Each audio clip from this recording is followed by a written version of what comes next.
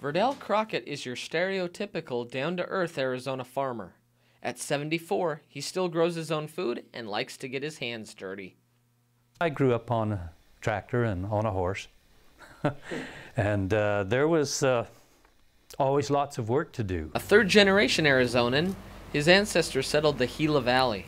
And like many people in the area, the Crocketts grew cotton. I chopped cotton and picked cotton, and that was before mechanical pickers. And the former banker has lived in Mesa for the past 4 decades, but despite living in the suburbs, he keeps his agricultural heritage close. I do garden.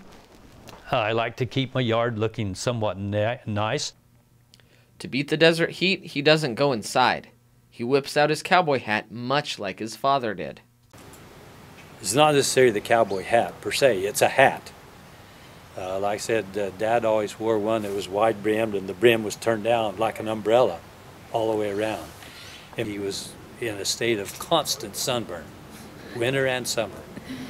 And when he'd be irrigating and the sun would reflect up off the water, it just cooked him. And so we just grew up with a hat on. Crockett says he never knew of a world outside of the Gila Valley until he served a Mormon mission at 20. And while he's been around the globe, I went to Ohio as a missionary, Hawaii, Norway, Nauvoo, Illinois, Northern California. And he and his 40 or so descendants still call Arizona home. Much like the native terrain, Verdell's family is as rugged as the mountains, and the roots run deep through the Arizona soil. But we've been here in Mesa since 1970. So that's 40 years in the same house. Our roots are pretty deep here now, and I don't know that we'll ever go anywhere else. Crockett says the growth of the family mirrors the growth in Mesa. A first generation of 7 children has expanded to 46.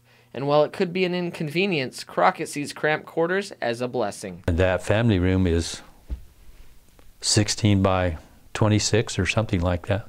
It's not even big enough when all the family gets together anymore. And like the corn and carrots he still cultivates in his backyard, Crockett hopes his family can continue to thrive in the desert. I would hope that when the final chapter is written for Grandma and I, that you are devoted and dedicated to your family and to the church. That's the main theme. This is Nick Newman reporting.